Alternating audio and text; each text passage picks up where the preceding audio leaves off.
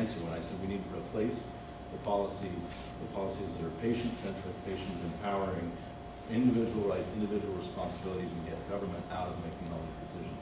So what you're talking about is exactly the kind of thing where you did not have, or you have severely limited choices in how you're going to obtain the medical care that your family needs, that the costs of that care become much harder, the accessibility of that care becomes much harder. These policies hurt the very people that they're intended to help.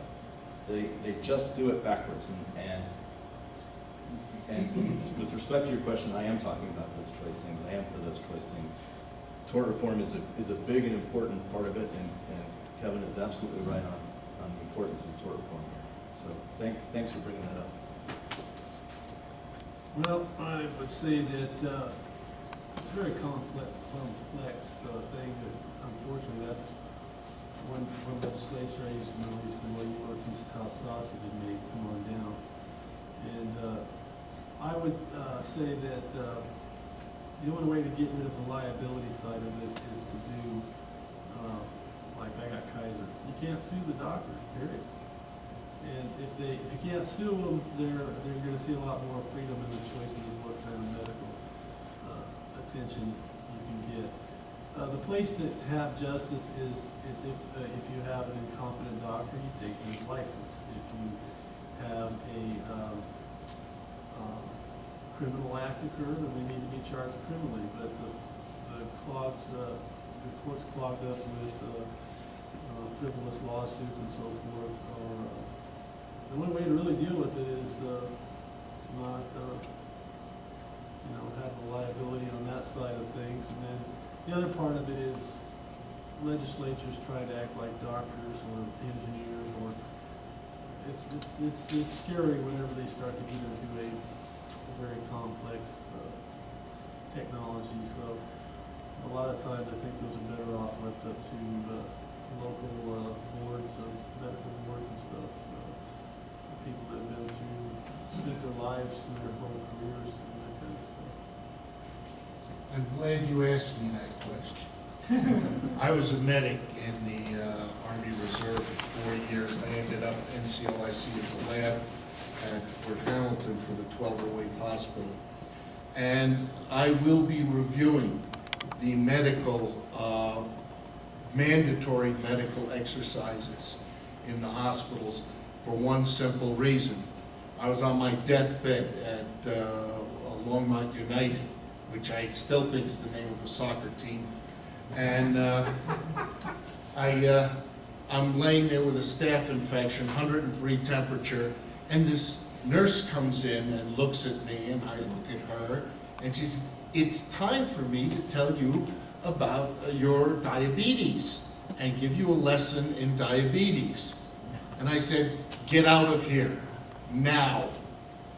My son is a diabetes nurse. I've had diabetes for 10 years. I have investigated diabetes thoroughly. She then goes on to tell me that it is mandatory that I have this class. I could care less. If I could vomit at that moment, I would have gotten in range. And she just went on and on. We've got to look at a lot of these restrictions. The suturing, very interesting, because as a medic, I sutured people, I closed for doctors, I circulated, and I had a lot less credentials than a nurse today, a nurse practitioner today.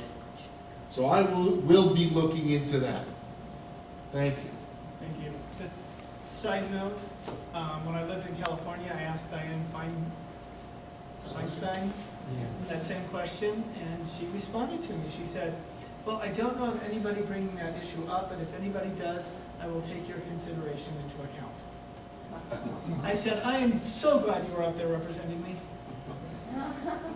So I want to leave a few minutes. We do have to get out of here by about 9 o'clock. Thereabouts, it looks like they're closing down, so give us about 7-10 minutes. We do have, we'll end with Eric. Just thanks. I just want to say thanks for letting me come share with you and so forth. And I just want to say I am the only candidate that has a firm, guaranteed strategy to balance the budget. You can talk about it all day long, and you can act conservative, you can act liberal, and I'm telling you what, you better make the thing work. And if I had my plan implemented, is it gonna be brutal, and is it gonna be tough to handle? Yeah, but American people, there's 300 million of us, and you better make it simple and understandable, even if they don't like it, because there's gonna be civil unrest no matter what. So I would appreciate your support, and thank you very much.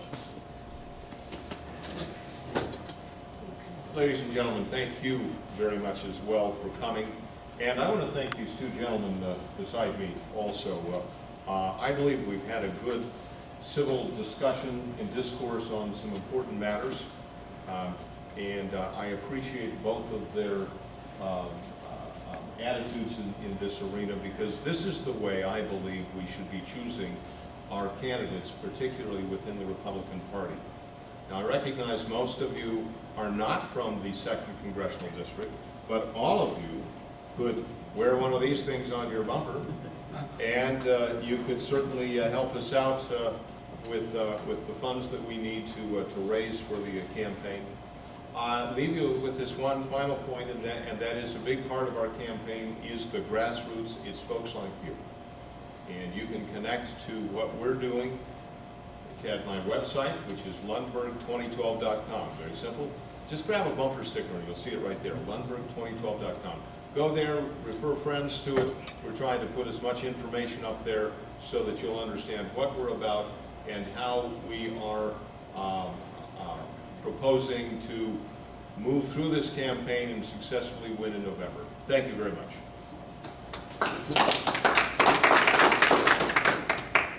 I too would like to thank you for your activism, your interest, your being informed, and your being here, and for your attention. Thank you so much.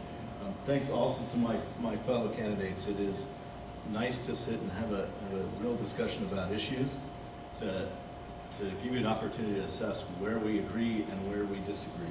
One of the things we disagree is whose bumper sticker you should put on your car. We'll work on that. Anybody can put a red, white, and blue thing on your car, but if you really want to make a statement for liberty, you need something orange on the back of your car. We're here because our government is not working. We know what's not working, and what's not working is a government that puts itself first, a government that sees itself as solutions to problems. That principle underlies all the things that aren't working, all the bad bills, the Obamacare, the stimulus, the Dodd-Frank, cap and trade, all the bad bills that Congressman Boas voted for. We know what does work. What does work are the principles of liberty, the free market, competition, individual responsibility. I'm out there fighting for those values. I have a track record of achievement, and I hope I'll have your support when we go to replace Congressman Boas in November. Thank you.